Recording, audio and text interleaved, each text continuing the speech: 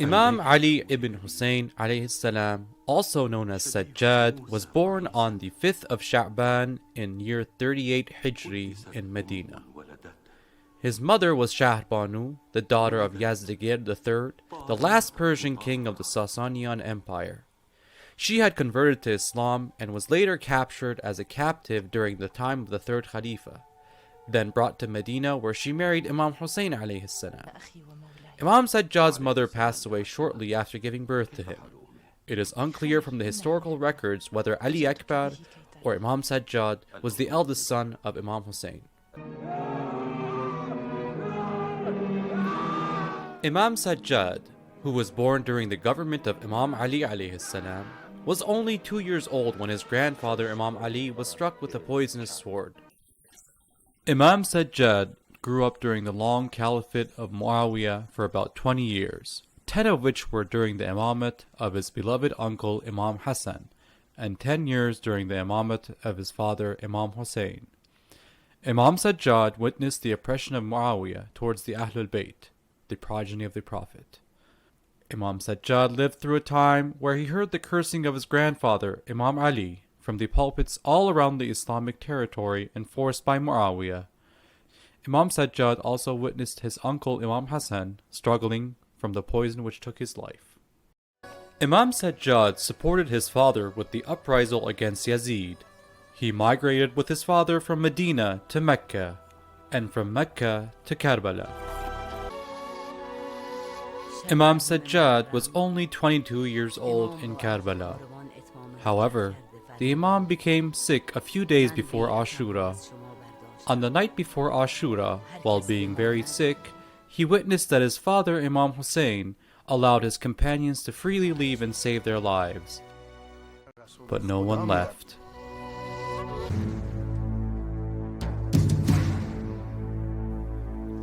On the day of Ashura, while Imam Sajjad was struggling with his illness and would become unconscious from time to time, Imam Hussain came to see him for the last time. He embraced his beloved son Imam Sajjad and said his final words to him. He also gave him a precious prayer to recite when in a sorrowful calamity. This prayer was passed down from the angel Jibreel to the Holy Prophet, and from him to Lady Fatima, and finally to Imam Hussain. When Imam Hussain was leaving for the battlefield, and Imam Sajjad saw his father's loneliness, he leaned on a stick and proceeded to help him. While he was struggling to even stand on his own feet, Imam Hussain asked his sister Kulthum to take care of Imam Sajjad and said that the earth should not be left without a representative from God.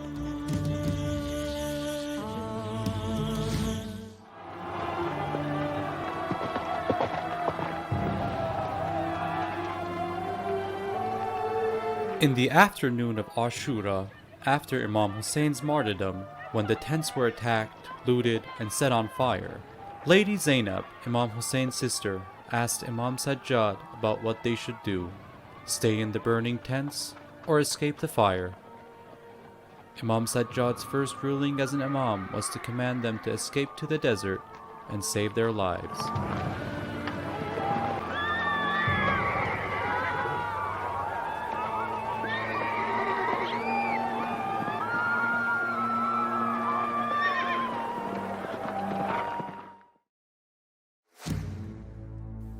However, Lady Zaynab stayed with Imam Sajjad to protect him from the enemy and the fire. When the enemy saw Imam Sajjad and his severe condition, they left him to die with his illness. They carelessly looted his tent and even stole the rug that he was laying on.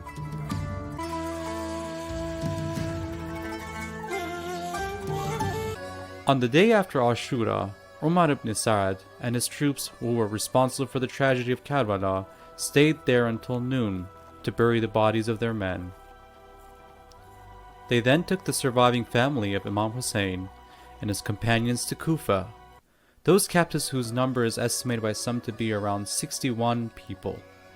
They tied their hands and made them ride camels without saddles. They tied the hands of Imam Sajjad to his neck to put more pressure on the Imam, as he was the eldest male among the captives. Since the Imam was very sick and could fall, They tied his legs from underneath the camel. When the captives passed by the bodies of Imam Hussain and other martyrs, they started to weep and cry with hearts full of pain and sorrow. 2 days after Ashura, the captives arrived in Kufa. Ibn Ziyad, the governor of Kufa, ordered the captives and the mounted heads of the 72 martyrs and Imam Hussain on the spears to be taken throughout the city. He wanted to instill fear in the hearts of the people of Kufa. People came to the streets to watch the captives. Lady Zaynab began to speak to the crowd, such that the people were reminded of her father, Imam Ali. She condemned the Kufis for breaking their allegiance to Imam Hussain and killing him. She told them that you have ruined your life in this world and the hereafter, and have become deserving of the wrath and punishment of God. Imam Sajjad then started speaking, and introduced himself as the son of the one who had been martyred. He condemned their fraud. He asked them how they can face the Prophet now that they have destroyed their hereafter. People started crying and said, "We are ready to submit and follow your orders." The Imam said that I will not trust you anymore. Do you want to do the same thing that you did to my forefathers? You just killed my father. My only request to you is to not support our enemy, nor claim to support us. Ibn Ziyad gathered people in his palace where Imam Hussein's head was brought in front of him. He was delighted, and with his stick, he kept hitting the teeth of Imam Hussain. Later, the captives were also brought in. Ibn Ziyad addressed Lady Zaynab and praised his own victory. He asked her, "How did you find God's action against your family and brother?" Lady Zaynab responds by saying, "I didn't see anything but beauty." She said that the family of the Prophet is blessed with the level of martyrdom. She also said, "Soon you will face them in the court of the Almighty, and then you can see who overcomes." This conversation triggered Ibn Ziyad and made him very angry. He decided to kill Lady Zaynab, but someone had advised him not to degrade himself by killing a woman, and he accepted. Ibn Ziyad then pointed at Imam Sajjad and asked, "Who is this young man?" They said, "Ali, son of Hussain." Ibn Ziyad said, "Didn't God kill Ali, the son of Hussain?" Imam Sajjad responded, "I had a brother whose name was also Ali, and your army killed him." Ibn Ziyad said, "No, God killed him." The Imam responded by reciting the following verse from the Quran: "God takes the souls at the time of their death," implying that you killed my father, and God took his soul upon his martyrdom. Ibn Ziyad angrily said, "How dare you talk back to me?" He ordered to behead Imam Sajjad.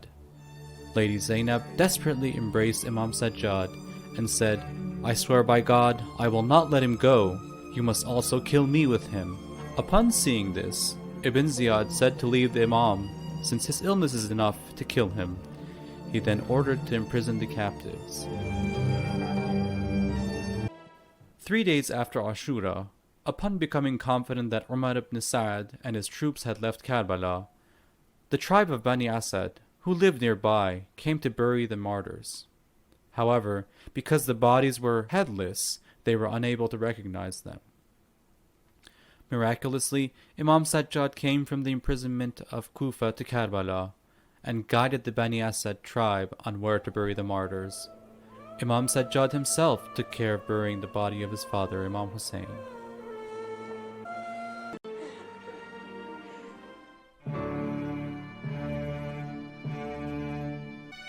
Ibn Ziyad sent a letter to Yazid to get his orders.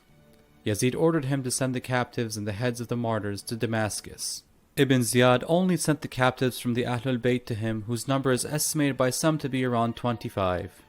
The captives were taken on camels, while their hands were tied with ropes. Again, Imam Sajjad's hands were severely tied to his neck. During the journey, Imam Sajjad did not speak to anyone but his family. He constantly prayed, glorified God, and recited the Quran. During the journey, the heads of the martyrs were transported in boxes, and upon arriving at any city, The heads would be mounted on the spears in front of the captives. If the family and the loved ones of the martyrs cried, the soldiers would beat them with their spears. The caravan was taken from city to city to show off Yazid's power, where the captives were presented to the people as rebels. When the caravan approached the city of Mosul, the governor ordered the city to be decorated to celebrate and welcome the caravan. However, when the people found out that the head of Imam Hussain was coming, they prepared an army of around 4,000 people to fight and capture the head of Imam Hussain to be respectfully buried.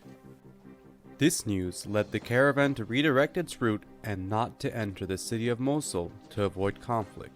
After this incident, the caravan moved with a faster pace towards Damascus.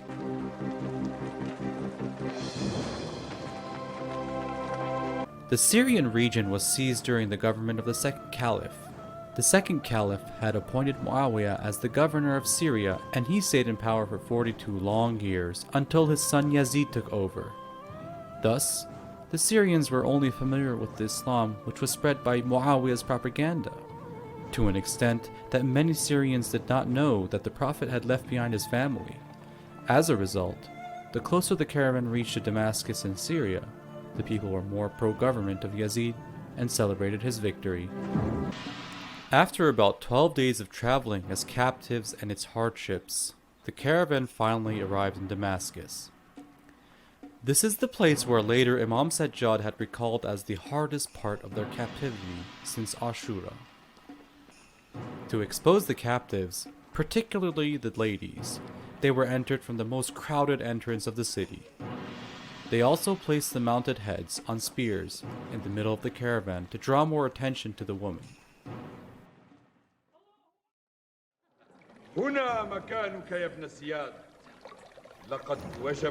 Yazid prepared a gathering in his place and ordered the captives' presence.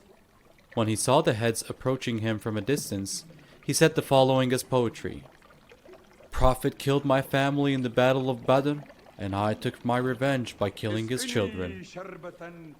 The heads of the martyrs were brought to Yazid while he was intoxicated as usual. He was amused and would use bad language to insult the head of Imam Hussain.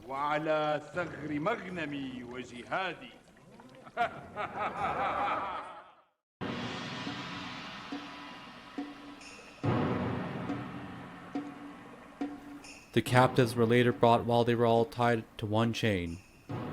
When Lady Zaynab saw the head of her brother Imam Hussain, she started crying and weeping.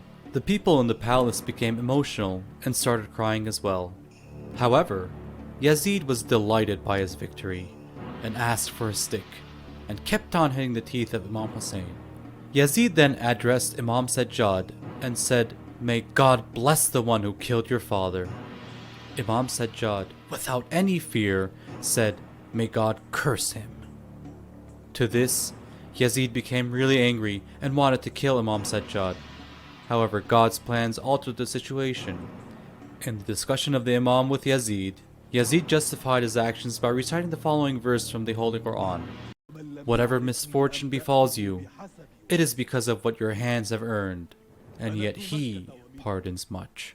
The Imam rejected his justification and responded by saying that our situation is instead described in the Quran as, "No calamity occurs on earth or in your souls, but it is in a book, even before we can make it happen.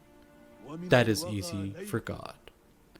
Later, Lady Zaynab delivered a strong speech to Yazid and condemned him. Yazid imprisoned the captives in an old and wrecked house that would not protect them from the heat nor the cold. His intention was so that the house would fall and kill them.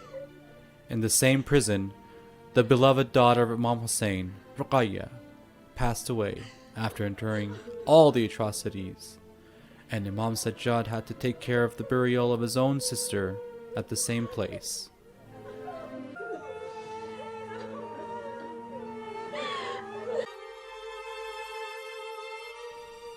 To show off his power to the people, Yazid took Imam Sajjad to the mosque of Damascus and appointed a lecturer to deliver a sermon against the Ahlul Bayt.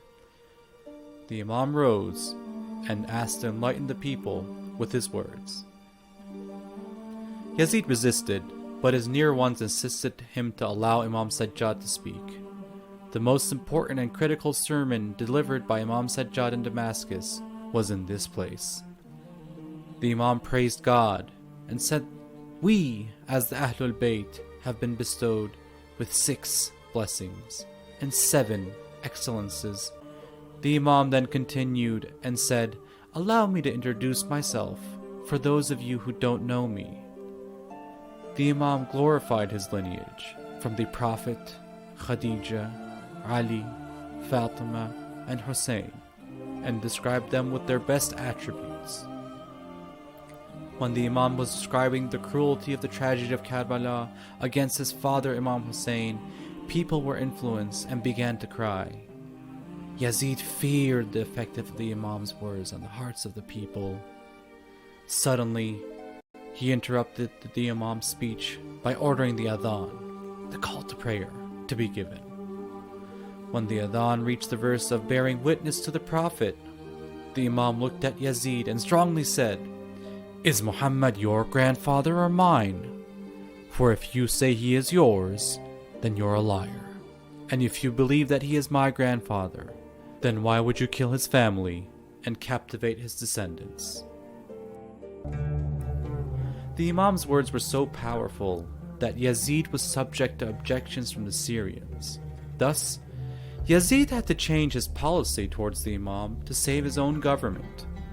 He delivered a speech for the Syrians and said, "I did not kill nor order to kill Imam Hussain," and blamed his governor Ibn Ziyad for this horrific tragedy instead. During the Imam's short stay in Damascus, someone asked the Imam about his life. The Imam responded by comparing his life to that of the children of Israel when the Pharaoh killed their sons and enslaved their women.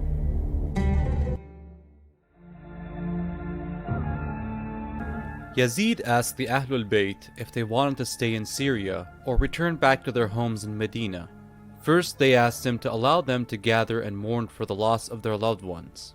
Thus, one of the first gatherings of mourning for Imam Hussain was set up in the heart of the Umayyad government. The captives wore black, gathered people, and mourned for 1 week. They then decided to return to Medina.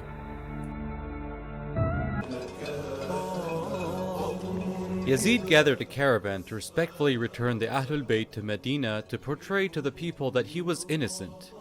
On their way to Medina, they requested the caravan to stop by Kerbala. Thus, at exactly 40 days after the martyrdom of Imam Hussain, the caravan came to Kerbala. They met Jabir ibn Abdullah, one of the Prophet's close companions, who was the first to visit and pay respect to the grave of Imam Hussain. This day was called Arbaeen, or 40th, which became an important day to honor in the Shia calendar. Many believe that Imam Sajjad returned the head of Imam Hussain to Kerbala on this visit and buried it by his body. After a few days of mourning, the caravan continued its journey to Medina.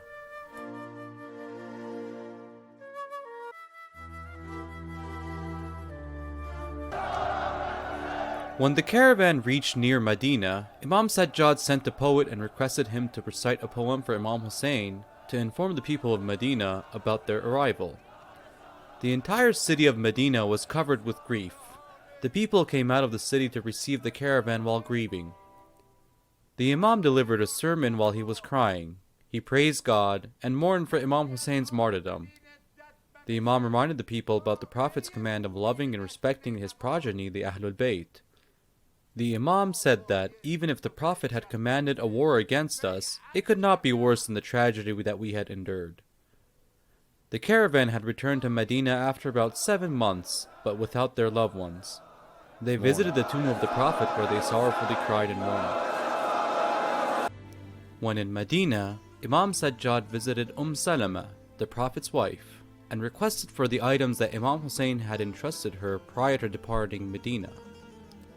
Imam Sajjad then received the swords of the Prophet and Imam Ali, as well as the other holy scriptures that were the special belongings of the Imam of the time. Furthermore, Imam Sajjad had received a scroll from his sister Fatima that Imam Hussain had entrusted her on the day of Ashura to pass it to Imam Sajjad.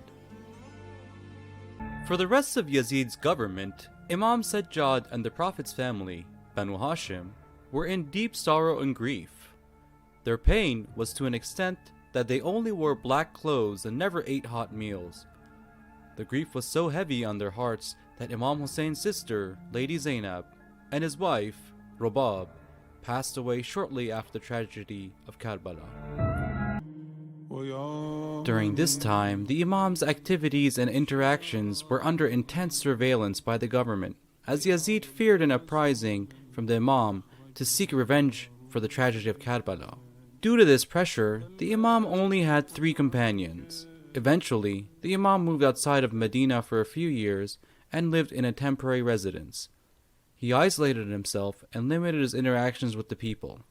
The Imam's isolation from the society protected him from Yazid's threats, as Yazid was looking for any excuse to eliminate the Imam. During this isolation, the Imam occasionally traveled in secret to visit the hidden grave of his grandfather Imam Ali in Najaf and his father Imam Hussain in Kerbala. The well-known Aminullah supplication was originally narrated from Imam Sajjad when he was visiting Imam Ali's grave. After Ashura until the end of Imam Sajjad's life, which was around 34 years, the Imam consistently wept tears of sorrow for the tragedy of Kerbala. The Imam is known as the top 5 divine characters who wept the most tears, along with the prophets Adam, Jacob, Joseph, and Lady Fatima. The Imam was constantly reminded of Kerbala. With every glance he had on water, he would have tears in his eyes. He used to fast during the day, and at night, upon seeing food, tears would be rolling down from his cheeks. Once someone requested the Imam to come out of grief.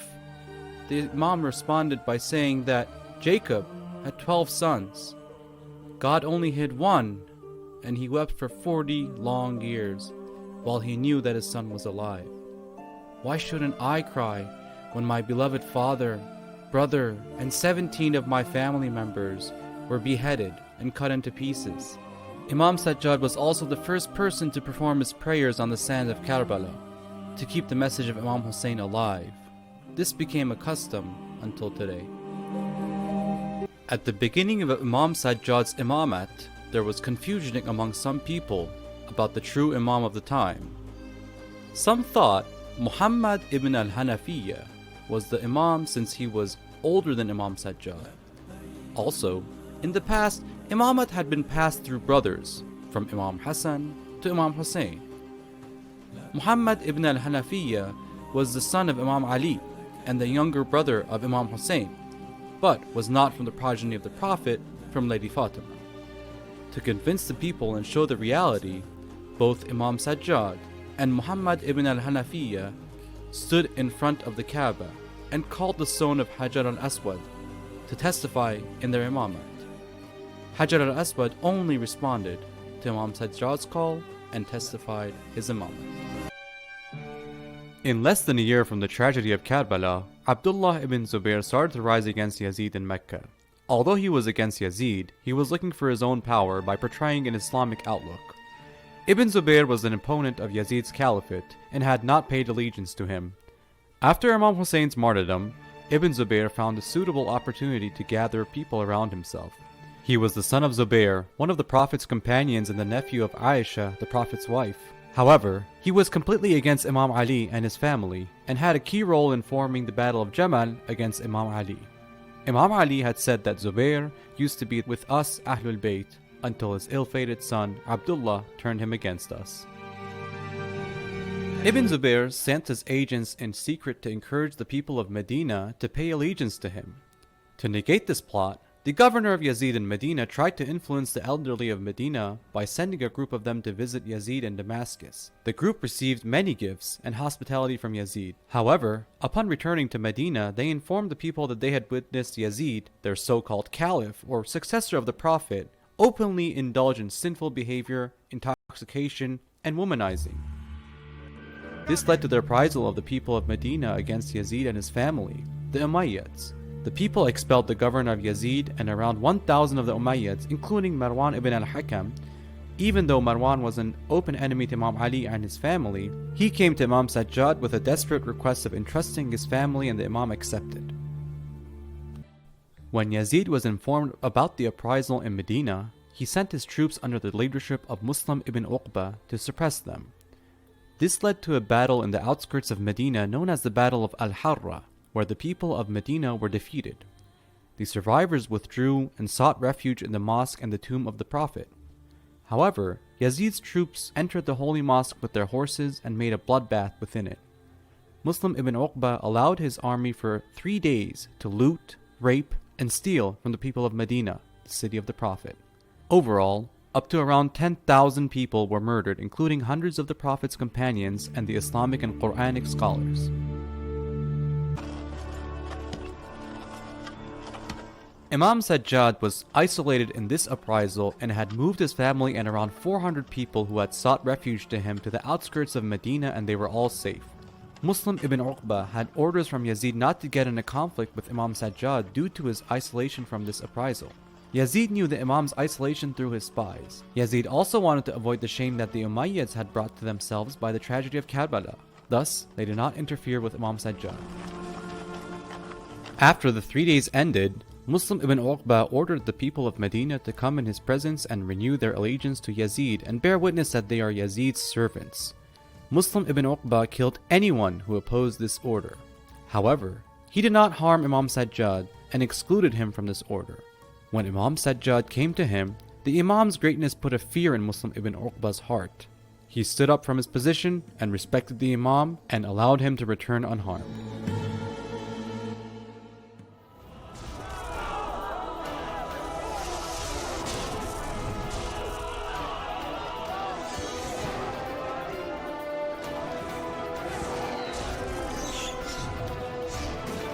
After the massacre in Medina, Yazid's army continued towards Mecca to suppress Ibn Zubayr's uprisal, despite the army leader, Muslim ibn Uqba, dying on the way due to an illness. Yazid's army outnumbered Ibn Zubayr's army and surrounded Mecca for a few months. They attacked Ibn Zubayr's army, who had sought refuge in the vicinity of the Kaaba, by shooting fireballs which burned the Kaaba.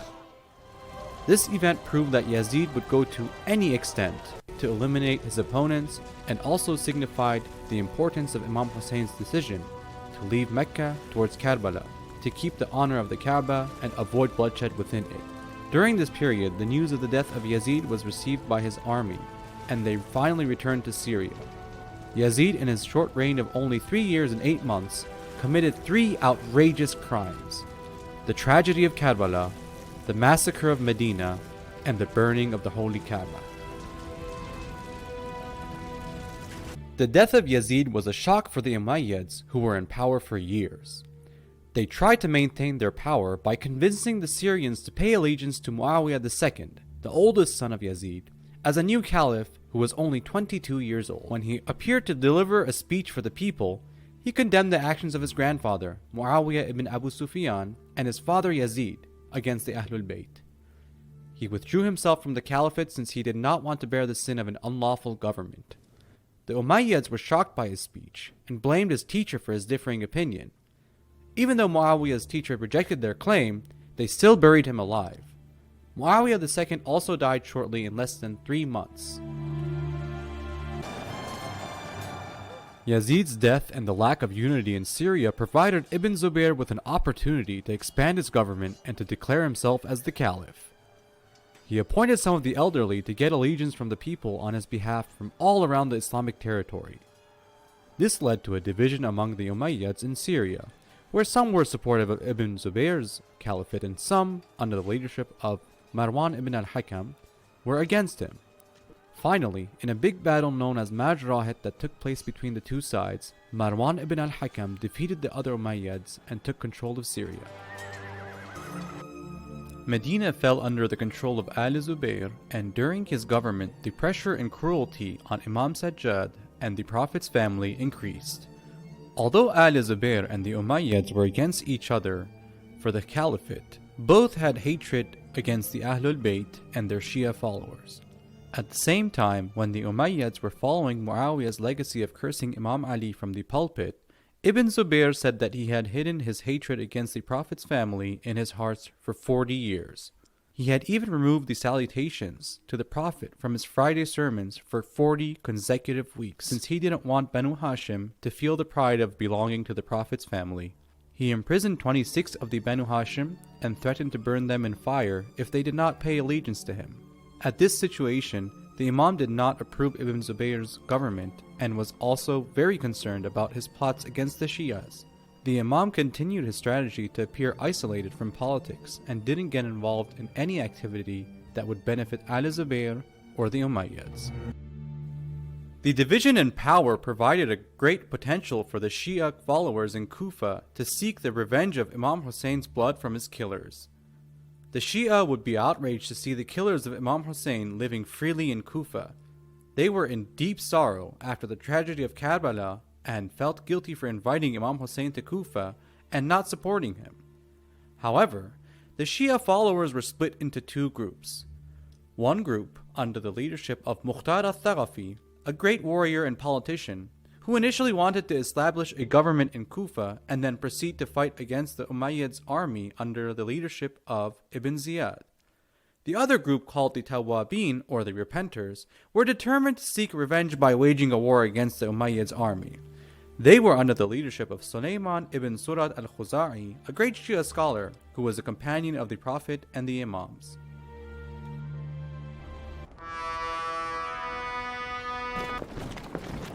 The Tawwabin could not gather more than 4,000 troops, as many were leaning towards Mukhtar. The Tawwabin proceeded to the battle of Ain al-Warda and were defeated by Ibn Ziyad's large army of around 30,000, where they were extremely outnumbered. There is no historical evidence of any relationship between the Tawwabin and Imam Sajjad. The Tawwabin were ashamed to contact Imam Sajjad and invite him for an uprisal, as they had invited his father Imam Hussain to Kufa, but failed to support him. Also, the Imam's strategy was to not get involved openly in any political activities. The Imam was living with a few supporters in Medina and was far from his Shia followers in Kufa. The Imam had said that we, as the Ahlul Bayt, do not have more than 20 people who love us in the entire cities of Mecca and Medina. Thus, any political activity by the Imam would endanger his life in Medina.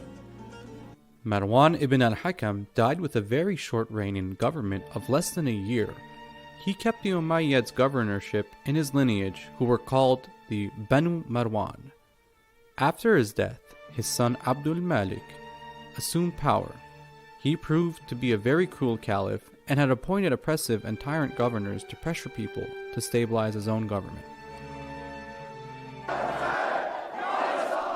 With the defeat of the Tawwabin, Mukhtar found the time suitable to initiate his uprisal. He introduced himself as the representative of Muhammad ibn al-Hanafiyyah and was able to gather around 17,000 allegiances. The survivors of the Tawwabin also joined his uprisal. Mukhtar defeated Ibn Zubayr's governor in Kufa in a civil war and took control of the city. After about 5 years from the tragedy of Kerbala, Mukhtar took revenge from the responsible Kufis in that tragedy. He also sent his troops to fight against Abdul Malik's army under the leadership of Ibn Ziyad. In the Battle of Al-Khazir, Mukhtar's troops defeated and killed Ibn Ziyad on the day of Ashura, exactly 6 years after the tragedy of Kerbala. Mukhtar had a short government of about 1.5 years and was eventually suppressed by Mus'ab, the brother of Abdullah ibn Zubayr, and his governor in Basra, Iraq. Upon his victory, Mus'ab ordered the beheadings of around 7,000 of Mukhtar's troops who had surrendered and left Mukhtar without support. This incident showed the cruelty of Ibn Zubayr's caliphate against Shias. This event also highlighted that the Shias of Kufa were not fully dedicated to their faith and were still untrustworthy. Due to the political circumstances, the Imam did not directly endorse Mukhtar's movement. However, there are historical records that show his consent for the revenge of the blood of Imam Hussain. When a group of Shia followers from Kufa came to Imam Sajjad in Medina to inquire the legitimacy of Mukhtar's uprisal, the Imam said that even if a slave stands for us, the Ahlul Bayt, the people must support him. The Imam then appointed his uncle Muhammad ibn al-Hanafiyyah to guide them on political matters.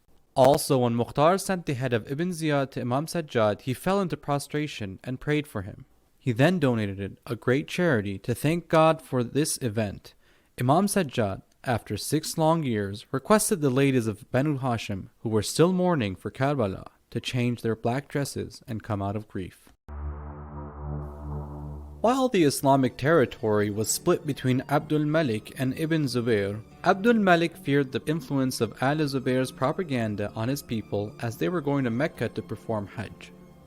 Thus, with the help of the bribed scholars, they fabricated fake narrations from the Prophet to encourage the people to perform Hajj at Masjid al-Aqsa in Palestine, which was under his territory instead of Mecca. For this purpose, he also built the famous Dome of Rock building in Masjid al-Aqsa. Under these circumstances, where any governor could change the Islamic rituals in his favor, Imam Sajjad was a representative of the true Islamic values taught by the Prophet. The Imam tried to guide the bribed scholars and warn them about their actions. The Imam's powerful letter to Al-Zuhri, one of those bribed scholars, is narrated in history. Despite the ban enforced on narrations from the Holy Prophet since his demise, the Imam tried to inform the Muslims about the actual teachings of the Prophet by his advice and character. The Imam explained the true way of performing Hajj in his Manasik al-Hajj book to guide the Muslims who didn't even know how to perform Hajj correctly. The Imam performed Hajj more than 20 times during his lifetime. When the Imam wore the white garments of pilgrimage and proceeded to say Labbaik to his Lord, he passed out. When he would regain consciousness, the people would ask him the reason. The Imam would respond by saying that I feared denial from my Lord. As a result, people would think that if the Imam of the time, the great-grandson of the Prophet, fears the acceptance of his Hajj, then what would become of our Hajj? After a few years of suppressing various rebellious uprisals around Syria, Abdul Malik moved his army towards Kufa.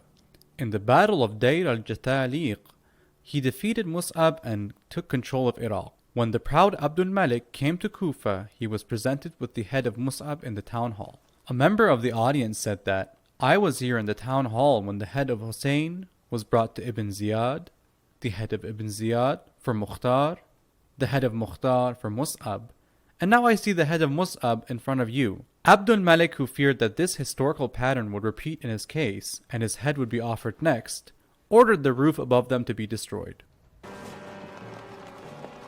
After seizing Kufa, Abdul Malik sent his troops under the leadership of Hajjaj ibn Yusuf to conquer and suppress Ibn Zubayr in Mecca. Hajjaj surrounded Mecca for several months. Ibn Zubayr and his troops sought refuge in the vicinity of the holy Kaaba. However, Hajjaj ordered his troops to fire rocks towards them. As a result, the Kaaba was entirely damaged. Abdullah ibn Zubayr was finally killed and his caliphate terminated after about 9 years. After a long unrest in Hijaz and Iraq, Abdul Malik was able to bring them all under a single government.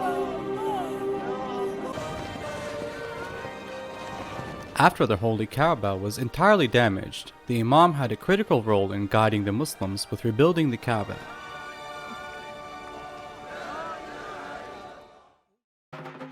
Yazid's public indulgence and sinful behavior made it a custom for the upcoming caliphs, including Banu Marwan, to also openly indulge in those behaviors, which in turn legitimized them for the public. Furthermore, years of civil unrest, battles, cruel governors, and elimination of the Islamic scholars had taken away any motivation for religious practices. Religion was no longer a priority for the people.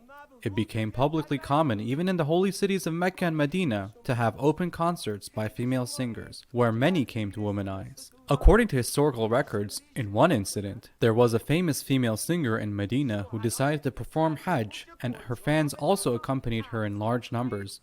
Upon entering Mecca and returning to Medina, the people came in crowds to welcome her, and she sang in public to please them. In such a society, people were not interested in any religious guidance, and would also ridicule any advice or teaching provided to them. The Imam had described his situation by saying that, if we give them the teachings of the Prophet, they would ridicule us. However, we can't remain silent either.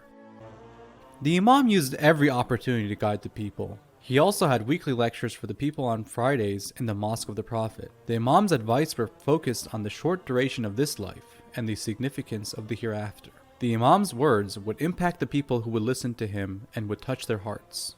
As a token of appreciation, Abdul Malik assigned Hajjaj as the governor of Medina. Hajjaj was a bloodthirsty man who would kill people for any excuse and had created a brutal and suppressive regime. He wanted an approval from Abdul Malik to kill Imam Sajjad. In a letter to Abdul Malik, he said that, "If you want the stability and endurance of your government, kill Ali ibn Hussain." However, Abdul Malik responded by warning against spilling the blood of Banu Hashim and said that, "I have witnessed that when Yazid killed Hussein, the government was removed from his lineage." The Imam had knowledge of this communication and wrote a letter to Abdul Malik to inform him of the content and the timing of his communication to Hajjaj. The Imam said that he had received this knowledge through the Prophet. The Imam wanted to let Abdul Malik know that he had full knowledge of his government and reminded him about his close ties and revelations through the Prophet. Ultimately, the Imam wanted to prohibit Abdul Malik from harassing him. Once Abdul Malik confirmed that the Imam's statements regarding the timing of his communication was valid, he responded by sending gifts as recognition. During this time, the Imam continued his isolation policy from politics. Once, Abdul Malik met the Imam around the Holy Kaaba and complained to him about his distance from the Banu Marwan government. However, the Imam rejected his request. Although Abdul Malik had control over the entire Islamic territory, there were various rebellions during his government, especially in Iraq. Thus, he assigned Hajjaj as the governor of Iraq. Once Hajjaj arrived in Kufa, he entered the mosque, revealed the cover on his face, and threatened the people by saying that their heads were like ripe fruits ready to be cut. Hajjaj brutally suppressed the people of Iraq, especially if he doubted their Shia beliefs. He fought for years with the Khawarij. He also battled the uprisal from his own army commander, Ibn Ash'ath, which was the biggest threat to the Umayyads before their extinction. Overall, Hajjaj killed around 120,000 people outside of wars, and imprisoned tens of thousands of Iraqis during the 20 years of his government in Iraq, until his death. The Imam didn't support any side of these fights, since both sides were hostile against the Ahlul Bayt. Imam Sajjad was a symbol of prayer and piety in the society. He used to fast and pray 1,000 units of prayer on a daily basis. His face used to become pale in worship while in the presence of God. His prayers would often remind people of the prayers of Imam Ali. Imam Sajjad had multiple elevated titles which reflected his worship. The Imam tried to attract the people to the true Islamic teachings. He wanted to open their relationships with God through the language of prayers. This was not suspicious for the governors, nor did it repel the people. Many supplications have been narrated from the Imam, such as the famous supplication of Abu Hamza al-Thumali, which the Imam used to recite on the dawns of the months of Ramadan. A collection of 54 of the Imam's supplications is compiled in a book called as-Sajjad. This book is the greatest Shia book after the Quran and Nahj al-Balagha. The famous Makarim al-Akhlaq is just one of these supplications in as-Sajjad. Imam Sajjad also worked hard to raise Muslims with the true Islamic values. The Imam, who had started with only 3 companions, expanded to tens of companions during his lifetime. The names of more than 170 loyal companions are recorded in history. The Imam set up classes in the Mosque of the Prophet and his own home to teach Islamic lessons. He would purchase enslaved men while he didn't need them and would train them to become model Muslims. The Imam would even take them to Hajj with himself, provide them with financial resources, and finally free them to the society. He would never keep any of them for more than a year, and every year, at the end of the month of Ramadan, he would free about 20 slaves. The freed men by the Imam were estimated to be in the thousands. The Imam's action was also a practical message against the discrimination of slaves in that society. As time passed, with the increase in Abdul Malik's power, his cruelty and oppression to Imam Sajjad increased. He had spies to monitor the Imam's relations and all details of his personal and social life. In one incident, he sent a letter to the Imam and asked for the sword of the Prophet while threatening him. The Imam rejected his demand and ended his statement with the following verse from the Holy Quran: "Verily, God does not love the proud and boastful." The Imam then asked Abdul Malik to judge which one of them is more representative of this verse. In another incident, Abdul Malik summoned Imam Sajjad and ordered to bring him to Damascus in chains. In the midst of the way, the Imam miraculously freed himself and voluntarily presented himself in Abdul Malik's palace. The Imam firmly asked Abdul Malik, "What business do you and I have together?" The Imam left the palace while Abdul Malik was in great shock and fear. One year, Abdul Malik sent his son Hisham to perform Hajj in Mecca. When Hisham was around the Kaaba, he decided to go and touch Hajr Aswad, the heavenly rock. However, he was unable to reach it due to the crowd. Shortly after, while washing the Kaaba, he noticed Imam Sajjad coming through the crowd. The crowd moved away with respect in making room for the Imam to reach Hajr Aswad. Hisham felt offended by the great respect people had shown to the Imam. He pretended not to know the Imam. A poet by the name Farazdaq, who had close ties to Banu Marwan's government, witnessed this incident and told Hisham that, "I know that man and can describe him for you." He then recited a long and beautiful poem describing and praising the Imam. Hisham became angry and ordered to cut Farazdaq's allowance from Baytul Mal and imprison him. After his custody was lengthened, Farazdaq requested the Imam to pray for his release. He then was released and came to the Imam and told him that his allowance was stopped by the government. The Imam provided him with allowance even though he was hesitant to accept. The Imam gave him the amount of allowance for a specific number of years and told him that if I knew that you would need more, I would definitely provide you with more. Exactly upon the completion of these years, Farazdaq passes away. Abdul Malik died after 21 years of being in power, and his son Walid replaced him. Walid was a very cruel and stubborn character who lacked the literacy of the Arabic language and would make obvious mistakes in his speech. In his first sermon as a caliph, he told the people that whoever stands against him would be beheaded, while whoever keeps silent and obeys his orders would die by a natural death. He also kept Hajjaj in his position as the governor of Iraq. The majority of his reign was spent in military campaigns and the expansion of his territory in northern Africa, India, Central Asia, and Andalusia in Europe. Walid replaced the cruel governor of Medina, Hisham ibn Ismail. Hisham oppressed and harassed the people of Medina, particularly Imam Sajjad. Hisham was persecuted for his atrocities and tied in public where people could come and take revenge. Hisham stated that he feared Imam Sajjad more than anyone else as he had been the most oppressive towards him. When the Imam and his companions passed by Hisham, the Imam ordered his companions not to insult him. The Imam greeted Hisham and treated him respectfully. By this treatment, Hisham was deeply ashamed. When the Imam left him, Hisham recited the following excerpt from the Holy Quran: "God knows best where to place his prophethood." This incident was just one of many examples where the Imam had influenced the hearts of people by his actions. Imam Sajjad's valiant efforts to guide the Muslims and reconstruct the Islamic society had put him at the center of attention and respect from the Muslims. For example, the famous reciters of Quran in Medina would not leave for Hajj until Imam Sajjad left the city, and they would follow him in large numbers. Also, the people would not return until the Imam left Mecca. The Umayyads, who had fear for their own power, could not tolerate the Imam's influence among the people. Thus, Hisham ibn Abdul Malik, who hated the Imam due to his observations at Hajj, encouraged his brother Walid to order the poisoning of the Imam. When Imam Sajjad was poisoned, he called his children and chose his son Muhammad as his successor, and called him with the title of Al-Baqir. Imam Sajjad gave him a heavy chest full of holy books and scriptures, as well as the swords of the Prophet and Imam Ali, which was passed down through the Imams. Imam Sajjad spoke to his son, Imam Baqir, in private for some time. Among his last words, he emphasized to him the importance of kindness to the people. He also told Imam Baqir what his father, Imam Hussain, had passed down to him on the day of Ashura, which was to avoid oppressing someone who has nobody but God to defend him. Then, the Imam became unconscious, and when he regained consciousness, he recited the chapters of Waqi'ah and Fath from the Holy Quran. The chapter Waqi'ah describes the day of judgment and the categorization of people on that day. Also, the chapter of Fath describes the Treaty of Hudaybiyah, where the Muslims achieved victory peacefully. The Imam then recited the following verse: "Praise be to God, who has fulfilled his promise to us and made us inherit the land, enjoying paradise as we please. How excellent is the reward of the workers." And then his soul ascended and he passed away on the 25th of Muharram in the year 95 Hijri at the age of 56.